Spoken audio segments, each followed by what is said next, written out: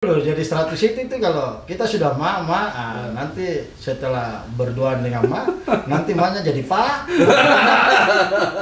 Durasinya cukup panjang.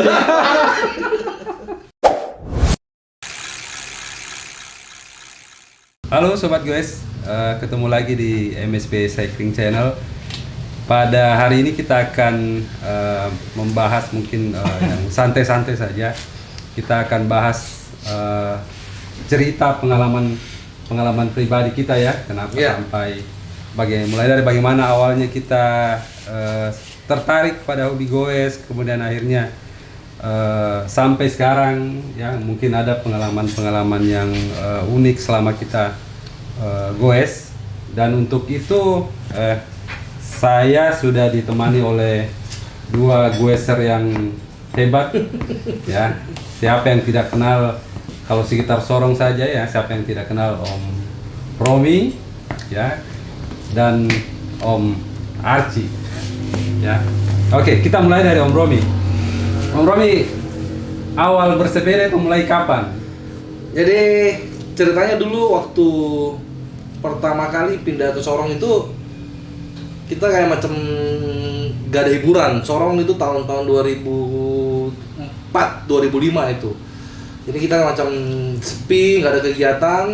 Nah terus pikir-pikir nyari olahraga kan. Iya.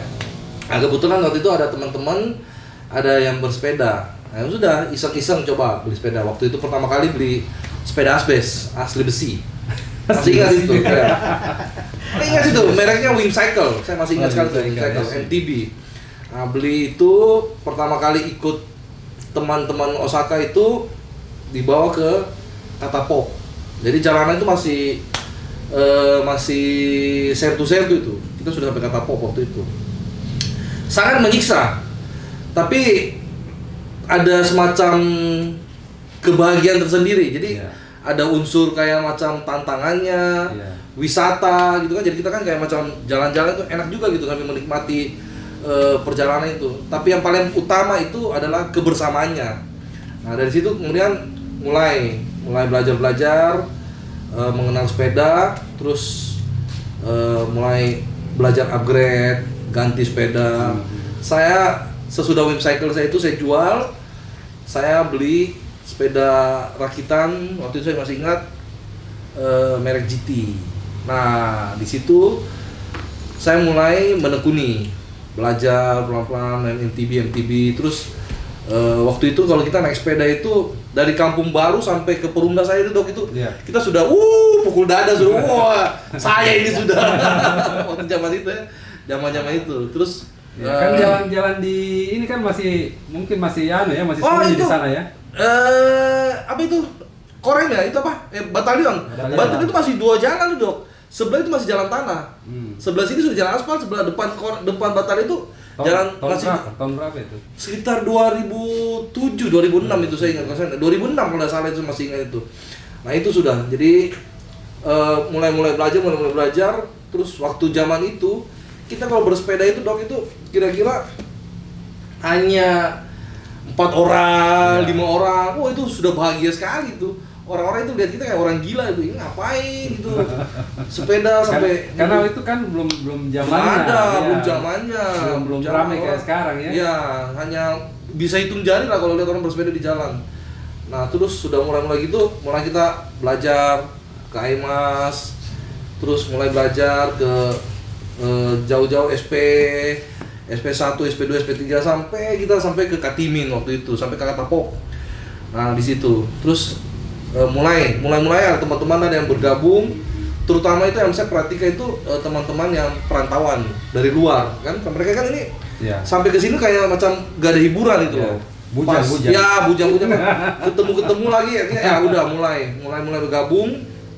Nah itu, mulai gabung di situ kita mulai nih gunung-gunung ini, kita mulai jelajahi gunung-gunung. Pokoknya yang puncak-puncak yang belakang Yohan apa itu kita sudah mulai jalan. Nah, apalagi waktu gunung lain kita mulai jalani pokoknya.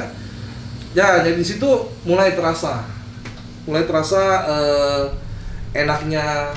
Yang paling terasa sekali itu adalah kebersamaannya itu Dok. Ya saya sangat senang itu kebersamaannya ketika kita bersepeda bareng-bareng itu ada semacam suatu ikatan. Kita seperti bersaudara, Akrab, ya. Ya, keakraban. Nah Gitu. terus ngomong-ngomong, Osaka ini kan Om Romi termasuk lama di Osaka ya. Nanti mungkin Ya. kita bikin satu episode sendiri tentang Osaka, bagaimana berdirinya. Tapi paling tidak kan Om Romi ini sudah lumayan lama ya di Osaka. Mungkin Ya sekitar dari 2007 lah saya bergabung. sudah tahu mungkin sejarahnya seperti apa, kapan mulainya. Iya.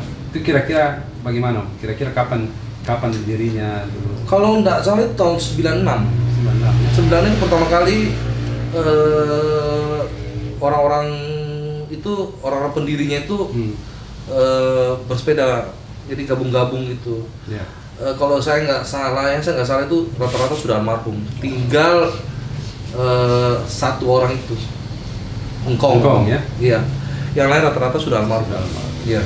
Kalau mungkin ada yang sudah pulang kampung saya nggak tahu.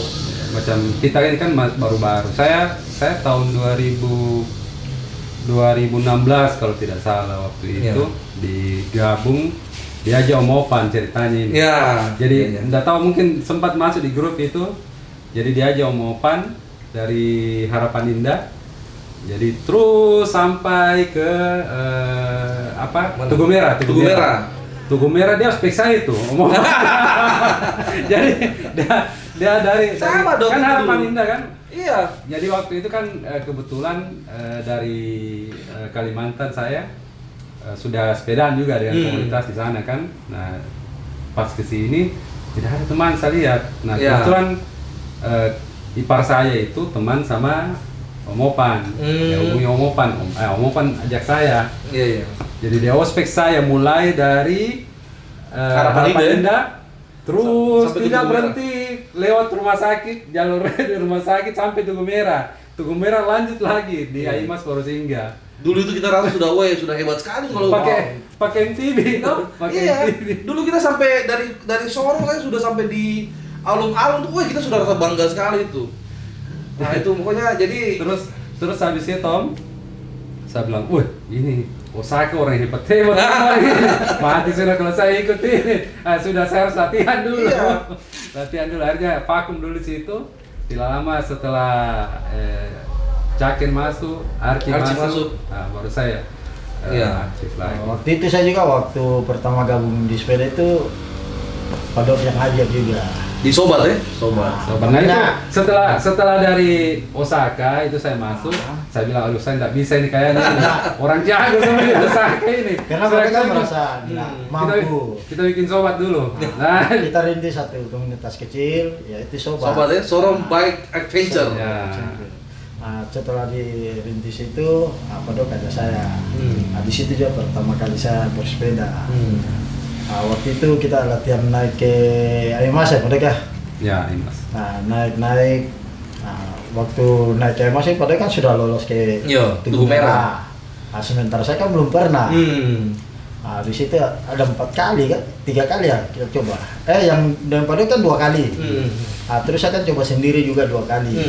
Nah, cuma yang terakhir itu pas anak-anak Osaka muncul itu yang Gong, Baik. Iya. Nah, itu muncul semua. Nah, itu kan di Tanjakan Stadion itu kan dulu kan paling berat kalau orang Iya. pemula. Paling Stadion, berat sudah Pak. itu, Stadion kita stadion. rasakan. Pertama, artinya Tanjakan Stadion pertama yang paling berat. Nah, setelah kita di situ kan saya posa, datang anak Osaka. Nah, di situ ada Ongkong. Nah, pertama kalinya sudah saya gabung dengan Osaka di situ dengan Kong. Nah, di situ sudah. Tapi kalau saya tanya menurut Om Arci, apa yang paling menarik dari bersepeda itu sebenarnya? yang menarik dari bersepeda itu pertama ya seperti yang Om bilang kan, persaudaraan mereka. kebersamaan. Terus yang kedua itu tantangannya. Ya. Nah, dimana susah-susahnya ini yang kita nanjak ya, setelah di atas kan merasa hebat sekali. Iya. Rasa ada kayak macam kebanggaan tersendiri ya. Betul itu. Ini Tapi memang kita bersepeda itu yang bikin enak tuh sebenarnya bukan bersepedanya, Iya. tapi kebersamaannya itu. loh. Karena di dalam kebersamaan itu Perjuangannya. akan ada cerita-cerita yang menarik gitu. Orang bila cerita-cerita itu memang otak-otak mati itu sudah semua di dalamnya Karena itu dari segi saya punya pengalaman susahnya bersepeda sampai saya rasa enaknya bersepeda. Makanya setiap saya dapat pemula itu selalu saya memberi pengalaman saya. Ini sarankan caranya bagaimana supaya bersepeda itu enak. Sebenarnya itu sepeda itu sebenarnya dasar awalnya itu memang terasa susah. Kalau setelah didapatkan dia punya ritmenya enaknya itu itu pasti sangat luar biasa. Memang. Makanya sampai sekarang pun kalau orang bilang tinggalkan sepeda, mendingan saya tinggalkan istri. Betul ini. Kok selesai? Aduh, selesai. Itu kan kata-kata. Aduh, kiasan saja. Pulang lapor istri. Kok pulang sujud. Tapi memang itu. Tapi kalau ada istri ya pasti ganti sepeda dulu. Jangan sampai di sebelah itu kelar. Tapi memang itu makanya kadang-kadang orang bilang tuh itu orang kalau dengar istilahnya kita yang bersepeda begini orang sudah takut dulu, orang sudah mundur padahal mereka itu belum tahu loh. Itu yang saya bilang karena mereka belum tahu tekniknya, belum tahu caranya, mereka rasa berat. Dan itu juga saya lihat karena kalau misalnya saya masih pemula, kayak saya kan di awal-awal kan agak ragu-ragu nih ikut Osaka ini. Akhirnya jalan sendiri-sendiri. Nah, kalau jalan sendiri-sendiri itu kayaknya tidak berkembang kita. Memang harus masuk ke komunitas, harus masuk satu komunitas. Nah, di situ kita belajar berbagi pengalaman gitu. Makanya kan saya dengan Bode kan waktu itu masih grup Osaka, sobat kita latihan dulu sampai latihan naik tanjakan biadab di belakang biara.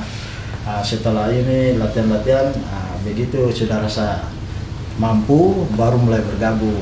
Bergabung di Osaka itu juga kita masih mencari pengalaman. Caranya bagaimana yang naik sepeda yang enak.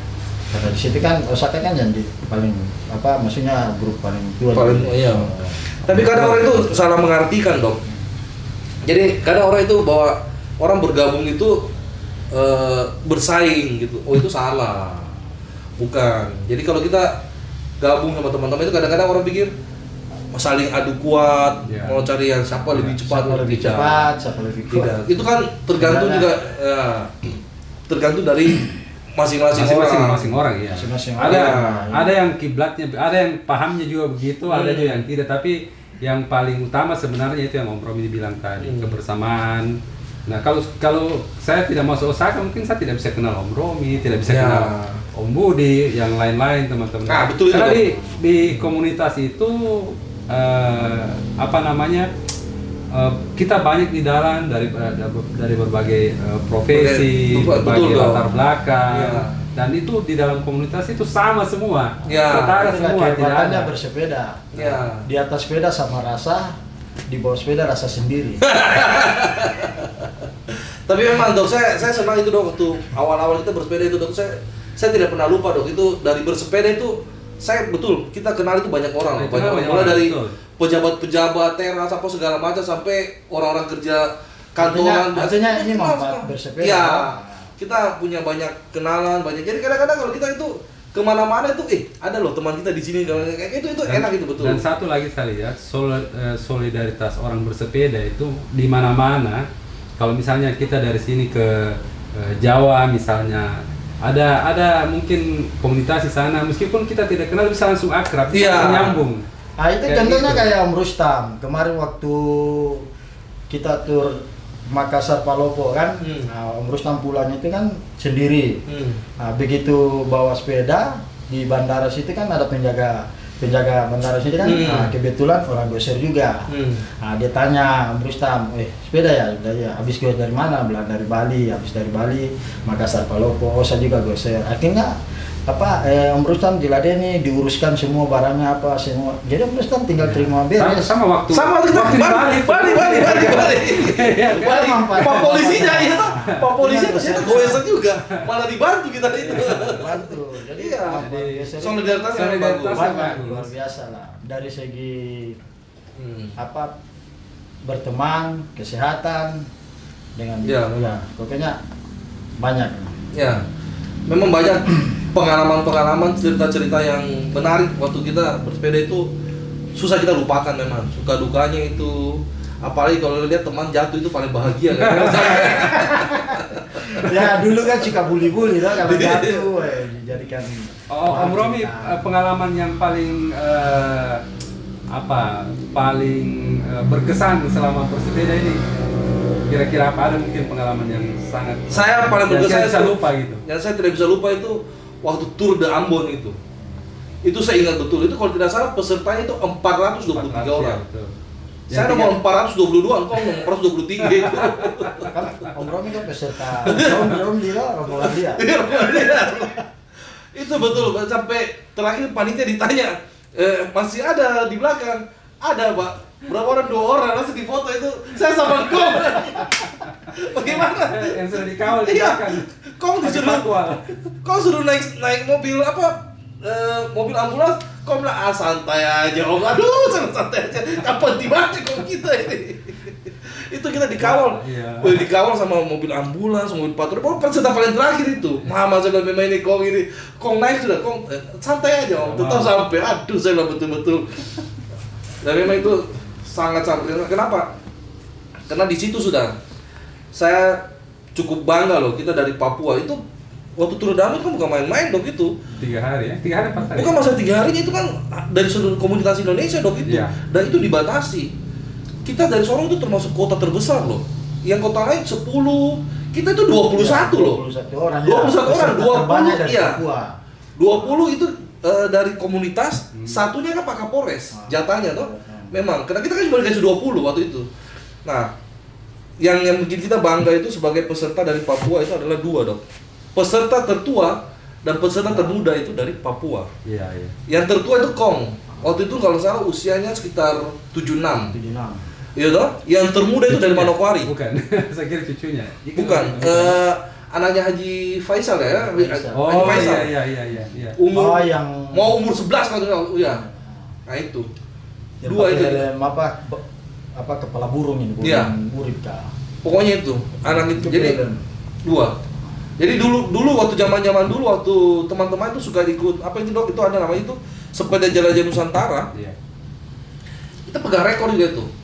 Yang tertua pertama itu, peserta tertua pertama itu almarhum Pak Joko. Yang bisa tembus Iya. sampai Finish. Itu peserta tertua. Terus berikutnya Engkong. Jadi Pak Joko ikut dulu baru Engkong ikut itu. Nah itu. Jadi yang memang sangat berkesan itu Tour de Ambon, itu saya tidak bisa lupa itu memang itu. Kalau 422, 423. Kalau Mark sih apa yang Kalau kira-kira pengalaman berkesan? saya yang paling berkesan, paling pertama itu semuanya berkesan ya. Cuma yang pertama itu Tour de Semarang ya. Semarang. Semarang. Itu pertama kali saya tur keluar kota, Semarang. Nah, terus rombongannya semua mengaku dokter. kan ceritanya itu kan Sebenarnya sih bukan, gitu. bukan ngaku ya, tapi karena ditanya. Oh gitu. Jadi waktu di parkiran di depan Dokter semua ya? sudah mau jalan kita ini kan. Gitu. Jadi kita kan ada berapa orang? Empat orang ya? 5. Bahar, Mario, Caken, Badok, saya. Nah, jadi 4 orang. Nah, kebetulan ada dokter radiologi yang bertanya ke kita. Nah, dia kan tanya, "Ini dokter semua ya? Dari mana?" Jadi saya pikir ini kalau siapa yang jawab? Mario kayaknya. Mario. Iya. Jadi daripada kita mau jelaskan satu-satu, saya ini, saya Profesi ini. kan beda-beda. Iya. Kan profesi beda-beda. Iya, jadi ya terpaksa dia bilang, "Oh iya, dokter semua." Nah, itu hebatnya. Nah, kedua juga kita peserta yang terjauh ya dari Papua. terjauh. Sempat juga masuk di berita online. berita online. Di main sepeda kalau tidak Ya, salah itu. main sepeda. Main sepeda. Nah, dari Apa yang berkesan di situ di Semarang? banyak. Yang paling berkesan. Yang paling berkesan di situ, kalau saya pertama ini lomba komnya. Oh, jadi kan ikut kom waktu itu. Saya itu hari pertama kali ikut lomba kom, baru pertama kali tur, baru pertama kali namanya senam sepeda, langsung disuruh ikut lomba kom. Nah itu adik saya yang kasih masuk, Om Caken. Iya. Nah, jadi saya kan tidak tahu kalau kom itu bagaimana tingginya tanjakan itu bagaimana, saya taunya gas. Nah, jadi waktu gas itu, oh iya saya gas memang enak.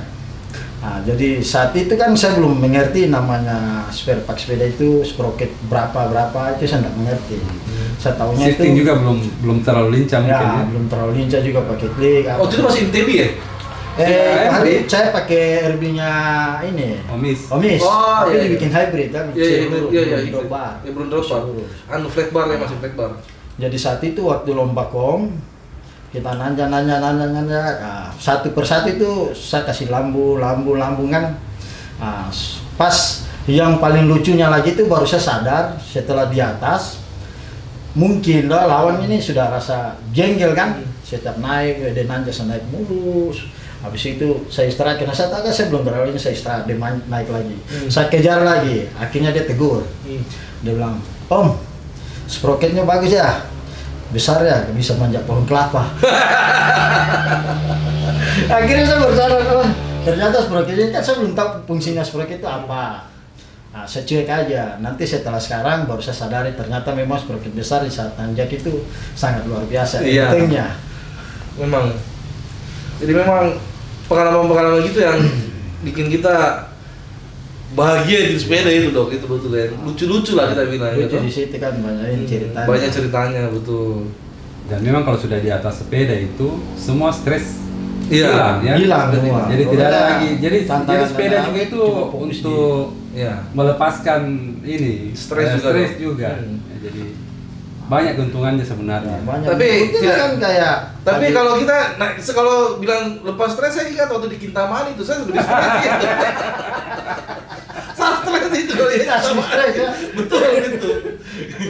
Suruh binatang keluar ya. Suruh ulang lagi, saya pukul orang betul di situ, betul. Saya pukul mati orang di situ. Kintamani itu betul. Lebih baik kita pada tidak pakai stres itu, lebih stres di situ pada sepeda itu betul. Kintamani itu memang, tapi memang itu memang pada rusak itu Kintamani itu, saya paling ingat itu. Sampai saya cari itu dia punya Gojek itu, siapa yang cari jalan ini? Masih nih kok di Papua kok dapat pukul dalam kamu ini. Karena ternyata dia ubah jalur. Iya, ubah jalurnya memang itu ya, memang. Itu Oh, biadab itu memang itu. Jalur itu ternyata permintaan capsek. Jadi Capsek ini memang mungkin dia sudah rencanakan ya mungkin. Ya, rencana-rencana itu memang itu. Kejutan. Capsek itu tidak bilang apa-apa sebelum ini toh. Sebelum hari ketiga itu tidak bilang apa-apa. Dia bilang kalau ada tujuannya pas di tahunya tengah dia jalan tanjakan. baru Capsek bilang ubah jalur. Akhirnya Memang itu betul. Ternyata jalan boronnya itu lebih enak sebenarnya. Iya, itu memang itu jalannya Tapi- biadab itu betul. Tapi bagus tuh ada ceritanya juga. Aduh, memang itu. Cerita dari itu Kintamani itu anjing. Sampai di atas, dia tanya saya, "Om, kenapa, Om? Mana itu tukang ojek siapa yang di jalur ini?" Sampai saya ingat tuh waktu pas tanjakan. Dari tanjakan itu saya dengan Bodo berdua. Awalnya kan saya depan, cuma karena saya takut anjing ya saya tunggu temannya, ternyata kita pada dua ini muncul. sama-sama takut anjing. Ternyata kita dua ini sama-sama takut anjing. Jadi maku Baku begitu kejar, kita kan? naik kan di Kintamani itu, begitu kita lihat depan itu di atas sudah anjing banyak kan subagong. Anjing kita mani. Dia subagongnya itu kita sudah hilang nyali memang. Jadi diam. Jadi kita pura-pura berani saja. Nah, begitu naik begini anjing kejar. Baru langsung bilang saya, Arci jangan kau lari. Padahal kita di atas sepeda, kita nggak lari. Saking paniknya. Tapi saya juga bingung, soalnya omongnya saya lepas satu kaki kapan ya? Kita lari. Tapi memang dari itulah, makanya dokter tanya tuh tadi kan apa yang bikin kita jatuh cinta sama sepeda ya, karena kayak begitu-begitu ya, udah gitu kita jarang dapat di kalau menurut saya di olahraga lain. Iya toh, mungkin ya olahraga adventure ya, kayak macam motocross mungkin ada cerita-cerita tersendiri toh, tapi kan kalau itu kan lebih, kalau apa, masing-masing punya pengalaman pribadi lah. Iya. Kita bilang tuh. Dan yang untungnya satu dok, kenapa sepeda itu saya bilang itu bisa dilakukan walaupun kita sendiri. Ya. Beda dengan olahraga kayak macam misalnya bulu tangkis, kan kita butuh partner ya gitu. Walaupun itu ada kenikmatannya tersendiri ya, kan tiap-tiap orang kan punya hobi beda-beda.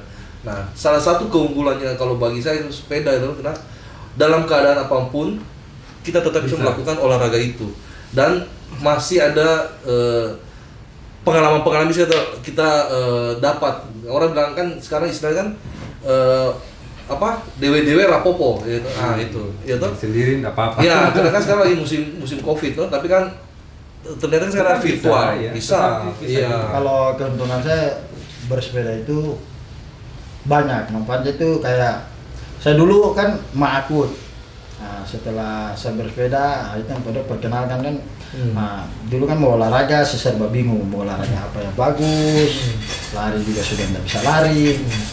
Nah, mau main sepeda awal-awal pertama kenal sepeda takut bilang tidak mampu. Karena kan pertama terus ada Osa juga. Nah, begitu kenal namanya sepeda, di situ mulai saya rasakan manfaatnya itu hilang. Pertama makan mulai kurang. Dulu itu asal terlambat makan sedikit, minum kopi sedikit, pokoknya pasti kambuh jadi semenjak saya bersepeda itu itu hilang semua. Jadi itu saya mulai suka di situ gara-gara itu mulai hilangnya Nah, di situ saya mulai tahu manfaatnya bersepeda. Oh, ternyata ini ini sebenarnya membuat orang happy. Jadi asam lambung itu stabil kembali. Jadi yang bikin makan kebanyakan karena stres. Nah, cuma karena kita happy, bawaannya happy. Tapi sekarang kayaknya kalau sudah 100 kilo itu muncul lagi ya. Ya, pas pulang di rumah, itu muncul banyak. Nah, tapi di situ juga kalau sudah kita bersepeda. Kalau pulang sudah, kan keuntungan kita bersepeda di itu situ. 100. Jadi kalau 200 kalau di atas 100 sudah harus pelarian. Kalau tidak dapat pelarian bahaya. lari tempat saja. Ya, makanya itu memang ada. Jadi itu kan dulu, jadi 100 itu kalau kita sudah nanti setelah berduaan dengan nanti nya jadi Pak. Durasinya cukup panjang.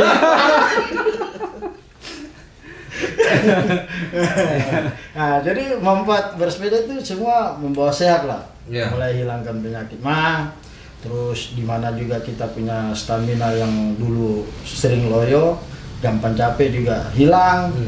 Terus di mana juga di atas ranjang kita jadi perkasa. Itu memang fakta. Kenapa mesti ditekan gitu?